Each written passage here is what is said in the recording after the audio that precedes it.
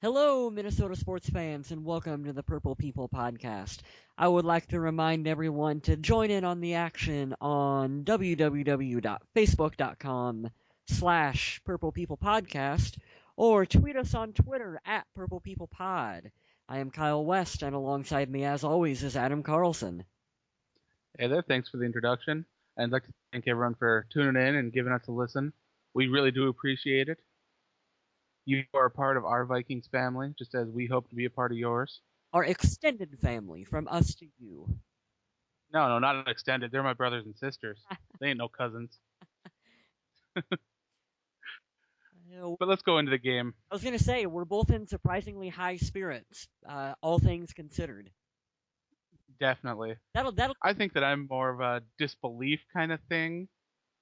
Not so much a disbelief, but maybe I don't know, slap happy-ish. I don't know.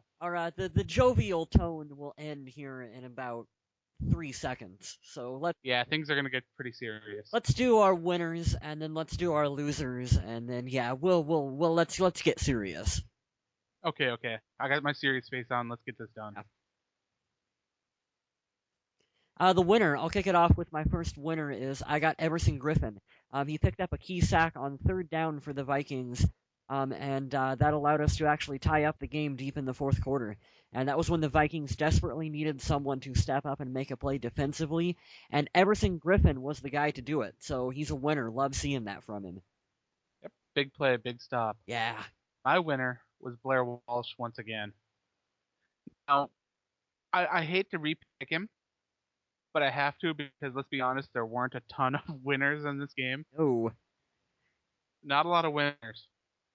Another easy one would have been Percy Harvin, but we'll save talking about him for a little bit later. Yep. I'm going to let you... But I'm loving the consistency that I'm seeing from Blair Walsh.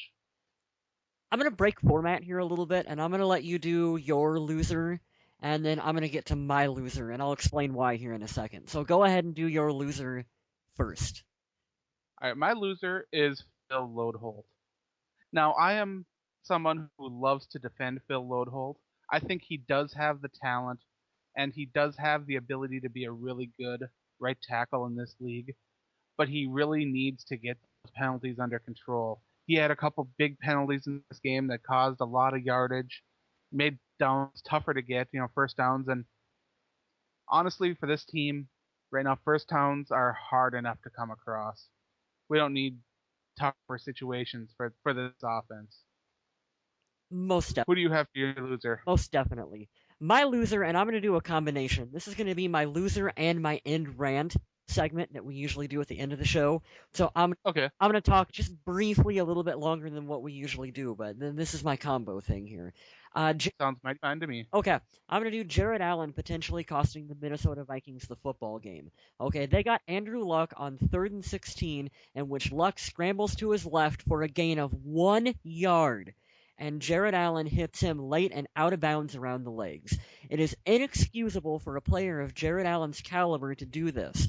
I know for a fact he is a smarter player than that. And in a game that was filled with a lot of sloppy plays and penalties, you can point to this one single instant, and you can say that changed the game in favor of the Indianapolis Colts.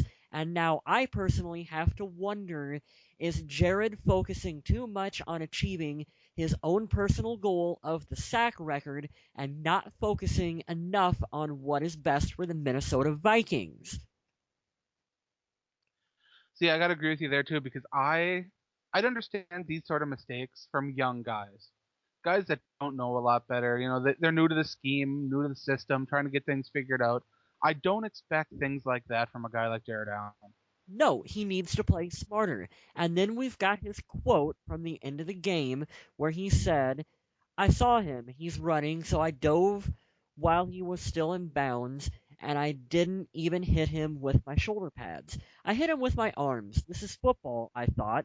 So I didn't know we weren't allowed to hit the quarterback with our arms. He went down or whatever. It wasn't like I carried him out of bounds." And that was his quote. But to me, all I hear are excuses. And you know what, Jared? I don't want to hear it because the fact is, Andrew Luck was roughly 15 yards away from the first down with a 0% chance of either running or completing a pass in that situation. You choose to make contact. Everyone knows in the NFL, they protect their quarterbacks. In that situation, Jared, you made the wrong decision. You hit a quarterback when he was going out of bounds. Hell, you hit a quarterback when he was, it doesn't matter. You hit him whether he's out of bounds or close to being out of bounds. They're going to make that call each and every time. You got to play smart, okay? You were forcing him out. That's good enough in that situation. Indy was able to keep that drive alive. They got an extra 3 points out of it, and guess what? Minnesota lost by a field goal. So I'm going to let you guys go ahead and draw your own conclusions as to whether or not that may have lost us the game. All right, I'm going to play devil's advocate a little bit here. Okay. Now, he may have been thinking that Andrew Luck might have been able to turn up the field and pick up some extra yards. He might have been diving to stop him from staying inbounds and picking up that extra yardage. I'm saying maybe. I'm not sure. No, see, I don't think so. I think my opinion is that Jared is focusing far too much on getting his own sack record, and he's looking at it going, well, he had one in his opinion taken away in the first game, and due to a referee, calling him offsides in the Jacksonville game, and he hadn't had one so far, and he's thinking, I've got to get one, and he should have just focused on chasing him out of bounds. I mean, he had him out. Right. Well, let's use that to segue right into the defense first. Do you mind if we talk about defense first? Yeah, go right ahead. All right. Jared Allen is part of a major problem for me right now with this defense.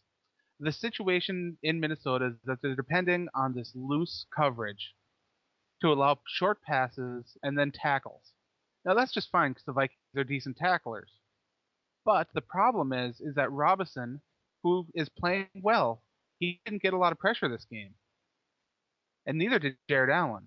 The front four of this game, I don't know what was going on. I mean, Andrew Luck did scramble out quite a bit, and he did make a lot of plays with his feet, and he is a smart enough quarterback to be able to make those plays. But the problem is that I don't know. This team is supposed to be this great pass rushing team, and it's supposed to make things easier on the secondary. And this isn't happening. I don't know if it's because the coverage is too loose, if they need to start pressing, if the scheme is wrong, if the Tampa 2 or cover 2 system doesn't work for this team anymore, if it's the players, if the personnel themselves are the ones not being able to do it, or what the issue is. But right now, this defense is not working. And what really bugs me is this was against a patchwork Indianapolis offensive line. I think they had, one starter that was, actually who they planned on having out there, and the rest of the guys were backups that were out there filling in. And they did get pressure, but they weren't getting consistent enough pressure to Andrew Luck. He was moving around enough that he was still able to make plays. It comes down to fundamentals. I really believe. And, earlier in the preseason when I had talked about Leslie Frazier and, what he was going to be evaluated on, fundamental mistakes. And that is something that the Vikings needed to correct coming off of last season. And you look at this game, and Minnesota made a lot of fundamental mistakes that they are supposed to have cleaned up. And that is the thing that hurt probably the worst. Most likely. But the other thing that really kind of gets to me is I don't know if the defensive coordinator is a Musgrave, or not a Musgrave, but I don't know if he is a Frazier guy or a Spielman guy, because he's really got to be shaken in his shoes right now with his job, because this defense is not showing up. And the offense is struggling too, but this defense is supposed to be so much better because people are healthy. They went out and they got improvements, especially at safety. And went out and acquired some new corners, and Cook's healthy and Winfield's healthy, and this defense is supposed to be better. On paper, they should be better. I'm not seeing much difference from last year, aside from being a little harder hitting. I'm just not seeing it.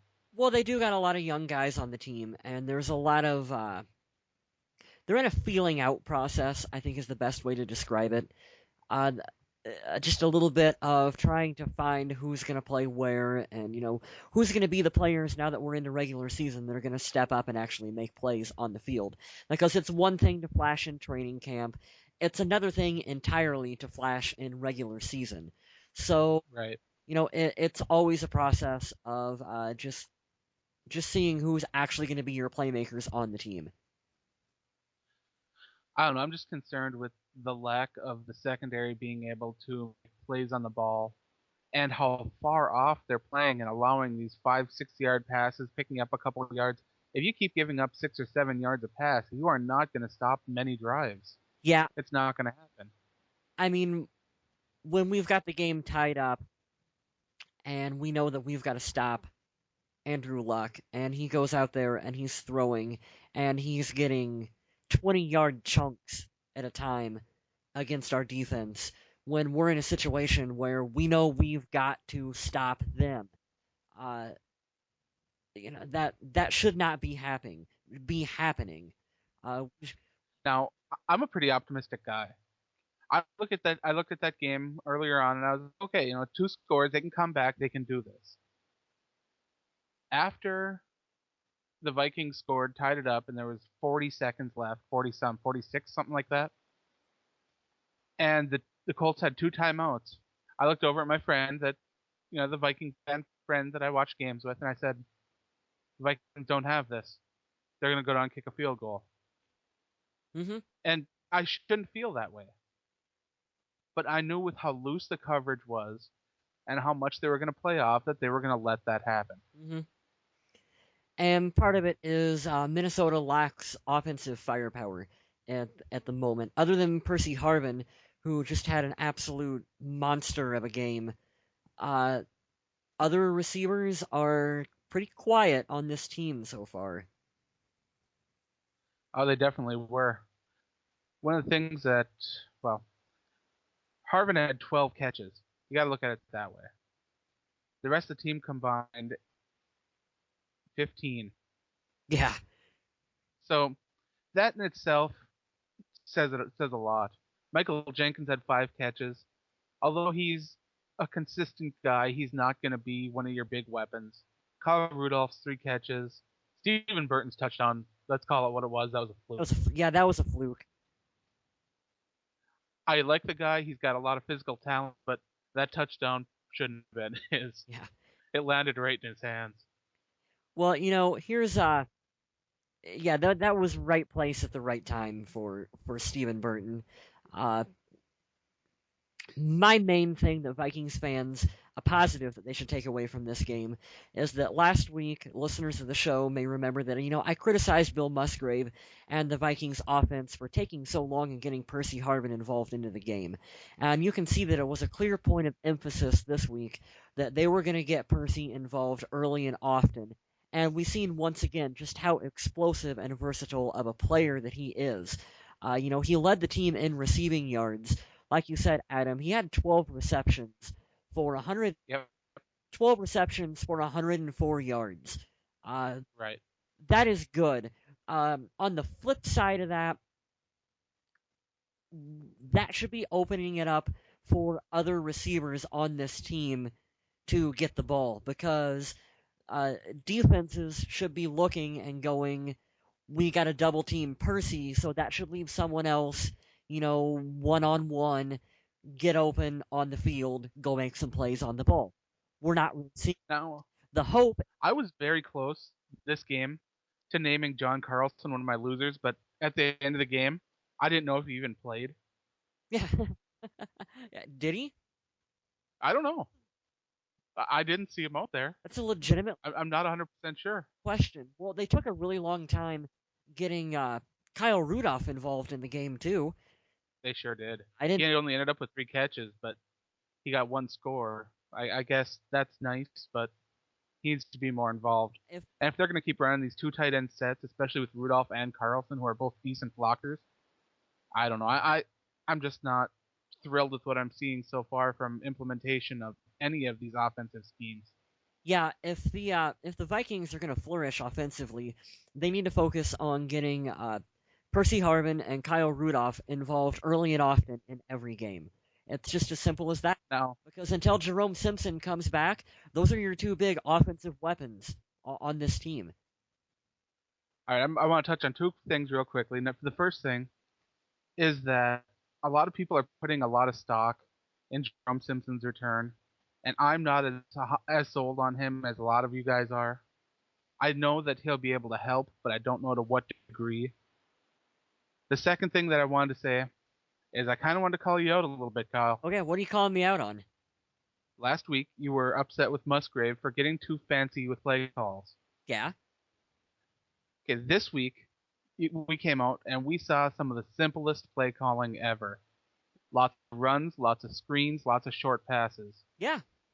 So how are you feeling about that? Did you find it to be too conservative this time, or was this more to your liking? No, actually, I liked what I seen from Minnesota because I didn't think they tried to outplay themselves on the field. You look at Christian Ponder's numbers and you compare them against Andrew Luck, and they were actually pretty close to the same thing. Uh, Ponder was 27 for 35 for 245 yards and 2 touchdowns. Andrew Luck was 20 for 31 for 244 yards and 2 touchdowns. But do you want to know what the main difference between the two was, Adam? What's that? Minnesota didn't have a single pass play that went for more than 20 yards. That's true, and that was one of Percy Harvin's catches, I believe. Yeah, so you're seeing that even though they can't get really, they're not getting deep down the field, he's still doing a good job of getting the ball distributed out there on the field. And it's the play calling is working because Ponder's numbers are there. So I liked what I seen. I didn't think they tried to outwork themselves because they're not a talented enough team to be doing all kinds of trick plays and crap like that. Receivers just need to get open deep down the field. I hate to be the kind of guy that makes excuses for this team, but I think this might have been a little bit different of a game if Adrian Peterson had actually got going. 16 rushes for 60 yards. Yeah, a lot of other running backs would be okay with that. Adrian Peterson isn't okay with that. Yeah, and you got to think Adrian's not at 100% coming back. Uh, the Adrian of old, his longest rush was for what, 6 yards? 60 yards, yep. Yeah, 6 yards this game. I mean, that is just almost unheard of that his longest is only for 6. So you got to think, he's not at 100%. They need to focus maybe being on a little more balanced with Toby Gerhart until, later on in the season, because how much can you rely on Adrian right now? It's a good question, and the sad part is that right now this team needs to lean on him. They need to lean on Percy Harvin. Mm-hmm. And they need to use Christian Ponder in a very conservative way, like they have been. And this offense can get clicking, especially if they get utilizing those two tight end sets, and they can get short passes to them and use them in the blocking game. It can be a really good offense, but right now it's not clicking yet. Yeah, and I think, you said you weren't really all that convinced about Jerome Simpson. Well, I'm not sold yet. I'm on the complete opposite end of the spectrum because when he comes back, I think it's going to be a big, big deal to this offense because, you're seeing Percy Harvin going out there and, he worked his butt off this game. Sure did. And if he would have had Jerome out there to help complement him, someone who's got the speed to get open, Ponder could have threw some jump passes up to Jerome, and he could make some things happen for this team, and that'd help out just immensely. What do you mean? Jerome Simpson can't jump? He can jump. Oh, I tell you. It's gonna be fun. Even if we don't win a bunch of games later on this season, which Yeah, who knows what's going to happen? We all at least want to see improvements with the team, Definitely. and we want to at least look competent in losing, if that makes sense. And my hope is that when Jerome comes back, he can at least help this offense look competent. Yeah. The one thing that you will say for this team offensively is that they're willing to continue to fight. I mean, they didn't give up. They, No. they tied the game. They're at the end, and they're out there trying. They're just not that talented. But there's been an unsettling trend too. I've, if you've noticed, the first half of Vikings games now are when the Vikings struggle, and the second half is when they seem to pull things together. I don't know if it's an adjustment at halftime because it's a complete reversal from last year. Last year they had trouble scoring points in the third and the fourth quarter. This year it's the exact opposite. They're having trouble scoring points in the first and the second. So I'm kind of wondering why they're coming out so flat. Is it that they're trying to come out and establish the run and it's not working, or what's the problem here? Well, uh, it could possibly be that maybe they spent so much time trying to focus this offseason on improving play in the second half and finishing games out that for whatever reason they're taking for granted that they're going to play at a high level in the first half. Maybe. I mean, I don't know. Or it could be that the smart thing to do would be to re-sign Donovan McNabb and have him play for the first half and get us a lead, and then have Christian Ponder come out and play in the second half and have us maintain the lead. That could be one alternative for the team. It's true. What do you think on? I wanted to mention one other trend that I don't care for is the Christian Ponder fumble. Oh, Another one today. yeah, he's got to do a better job of securing the football like that. Now he had one last week too, although he hasn't thrown any interceptions yet. Although he had a couple passes this game that were Almost. pretty scary. Yeah. But the two lost fumbles can hurt just as bad. So while we're praising Christian Ponder for his not throwing interceptions, we got to remember that ball security is very important. Because that fumble led to a another field goal on the part of the Colts, and that's another one of those things that you can look at and go, if he could have possibly secured that ball, would we have won the game? Well, you never know. Like I say, that's for you guys to decide what you think on that one. That's true. Let's do a quick glance over special team. I didn't see anything to really point out to say anything was great or bad other than Blair Walsh being Blair Walsh again this week. Yeah, I don't have much. I heard the announcers making a big deal about Cluey's punts, although I guess I didn't see anything particularly. He had one that was kind of short, but other than that, That no big deal. happens. Although someone posted that maybe he should spend a little less time on Twitter and being an activist and more time on the practice field, which is Now, if you tuned into that game, there was one mention that probably got you a little mad. I know it kind of got me a little heated. what Was when the announcers referred to the Minnesota Vikings as the Saints. Saints. That pissed me off. I'm not even That got your goat, huh? big time. I got that too. And yeah, I'm like, really? You're gonna kick us while we're down even more? Yeah, Hey, the Saints are 0-2 right now, so karma's a well, you know what karma is. that's true. Karma ain't just a professional wrestler. Ha! But Percy Harvin was exceptional on kick returns again. He just is magic when he touches the ball. How about Give that man a new contract. Marcus Sherrills not even thinking about taking a knee when that was 8 yards back into the end zone and he just runs it out like he's Percy Harvin. It's like, Marcus, take a knee.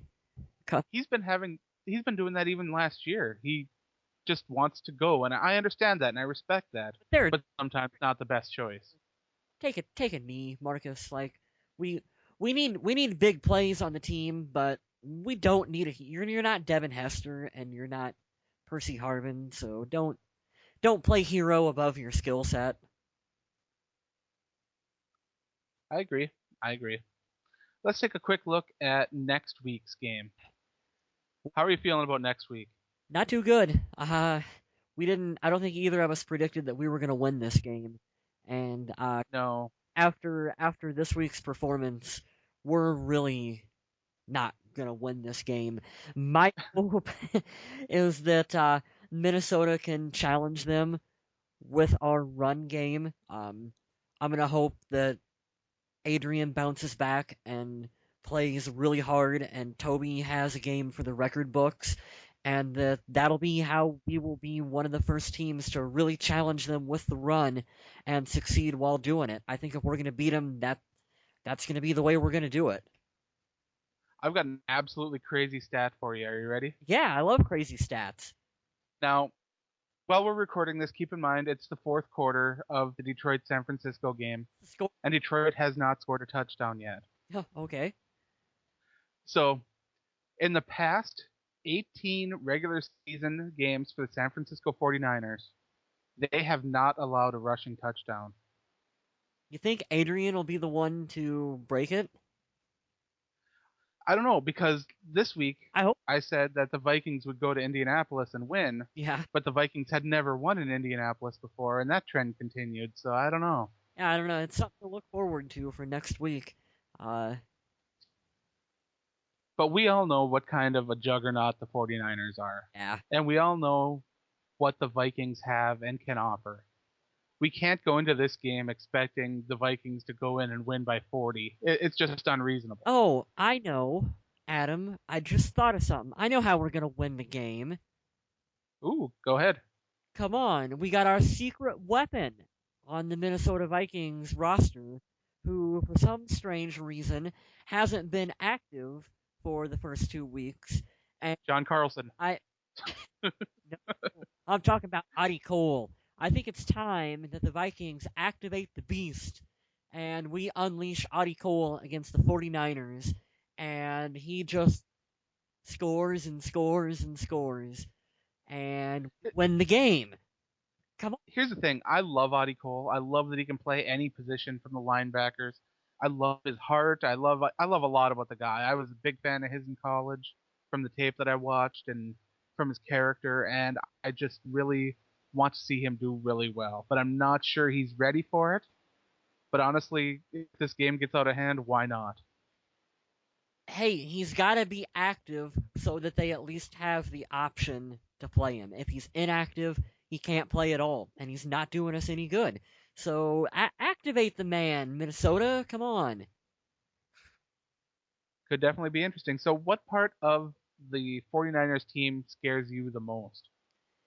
Defensively, like I said, we don't have the most talented wide receivers other than Percy Harvin, and they're just gonna shut us down, and we are not gonna be able to throw the ball, and we're not gonna probably be able to run the ball. And to quote Jim Mora, we just won't be able to do diddly poo offensively against the 49ers, and that's just the kind of game that I'm expecting to happen. I feel bad telling our listeners to expect bleak and gloom and doom, but I I'm not expecting much out of the San Francisco game. I just want to see improvement. I want to see good decisions. I'm going to be looking for minor wins. I'm not looking for the game win. It's rough. Yeah, we're not going to win, but let's look at what minor victories would it be for the Vikings that we can do. And we can if we can clean up our penalties and not have so many flags thrown against us, I'm going to take that as a win. If we can complete a couple passes that go for more than 20 yards, I'm going to count that as a win. If we can get receivers not named Percy or Harvin involved in the passing game, folks, I'm going to count that as a win. So that's what I guess that's what I'm looking forward to. Yeah, there's not a whole lot to take out of this, but either way, I'll be watching. We'll be here next week, and hopefully we'll be able to recap some small wins. I'm hoping. Or, Fingers are crossed. of course, we'll all be watching, and you'll be watching because through the good, the bad, or the ugly, Minnesota is my team, and it's your team. Right. That goes for all our listeners out there, and I'm gonna support them just as hard against the 49ers as we did in 2009. When they were red hot. So yeah, they're our team, and I hope they play just lights out against San Francisco. Now, I know that you already kind of incorporated your end rant in the Jared Allen Yep. loser segment, but I was wondering if you'd like to join me for my rant. Okay. Yeah, sure. What do you got here? Are you as sick and tired of hearing fans complaining about the team to the extent that they're already wanting players and personnel fired and traded? Oh, to quote Steve Austin, hell yeah. It's sickening. Yeah. How fast does it take for people to turn their back on an organization or a player or a coach? Because I've already heard that Spielman needs to go, the defensive coordinator Williams needs to go, the offensive coordinator needs to go. Ponder stinks, and he wasn't even worth a second round draft pick. They should trade Jared Allen now while they can. I've heard all of it, For Calvin Johnson. and I'm just sick of it. Enjoy the game. Enjoy the team. Watch them grow. Watch them develop. Right now they're seedlings. They're sprouting. Give them some water. Give them some love. I am with you 110% on this one because wasn't it not just 2 or 3 weeks ago when we had was that our second preseason game where we came out and we looked really good offensively and Yeah. everyone was clapping for the team and Rick Oh yeah, they were on the bandwagon. Rick Spielman is a freaking genius and everything we've done so good and then we're 1-1 and our record is almost as good as what it was of the entirety of last season and yet people are already saying that Spielman is a douchebag and needs to be fired Yeah. from the team. And we're seeing Bleacher Report talking about how Leslie Frazier needs to be fired and Bill Cowher needs to be brought in. Folks, Bill Cowher is not coming to this team, and No. John Gruden's not coming to this team. That we're not a big enough market for. But let's be honest too, Kyle. If John Gruden came to Minnesota, does that automatically make them a Super Bowl contender? It doesn't. It puts us No. it puts us back one more year in a rebuilding process. What we have to do right now is we have to accept Spielman's vision, and we have to roll with it. These are things. We don't have to love the moves that he's making, but we have to respect them and try to understand them. I just don't see the point in throwing players and personnel under the bus, especially in week 2 in games that were competitive, especially this week. The Vikings made a ton of mistakes, a lot of mistakes, and yet they were still hanging in there at the end against a team that actually came out and had some good offensive firepower. I was sort of impressed with that. The second half when they came out and were scoring points and they were moving the ball. I was too. Like I said, we got a team that's willing to fight, even though they came out and they played pretty bad for 3/4 of the football game. And well, then they came out in the fourth and, tied it up. But everything that's and I even feel stupid about saying everything that's happening with this team because, folks, we're 2 weeks into the regular It's week 2, guys. week 2. But I mean, these are all issues that we know about. Okay, we know that the Vikings lacked a number one wide receiver coming into this season. We knew that. Right. That's not a mystery. We knew that our secondary was gonna be ticky A work in progress. tack, work in progress coming in. We knew that. Okay, the fact is, Andrew Luck was the number one overall pick of the draft. For a reason. Franchise player. For a reason, just like you said. The kid's got a lot of talent, and he came out and he played his butt off. Yeah, he probably should have had that good a game against the Minnesota Vikings. We don't want to admit it because they're our team and it pisses us off when anyone can make us look like fools, but you just gotta expect that's part of the rebuilding process. Yeah, so that'll wrap that up. I just wanted to go off on a quick rant there. I knew you'd love to join me in that one. I have one more thing that you Oh, okay. don't know about that I'm gonna throw this out periodically throughout the season. Just a little something I came up with called "Step Up Your Game." All right. Yeah, what I'm doing here is every now and then I'm gonna pick out a player on the team who needs to step it up. But the players that I'm gonna pick are gonna be ones that I personally want to see succeed and play at a high level. And right now, Okay. Stephen Burton, I'm looking at you because so far through these first two games, you've been a non-factor. Tonight, you had a tipped pass that fell into your lap for a touchdown. That doesn't count. That doesn't cut it. That was luck. Okay, it was heads up on your part. Good job. Glad you were there. But come on, Jerome Simpson is going to be back sooner rather than later. And right now, you could be the odd man out on this receiving core. So, Stephen Burton, step up your game.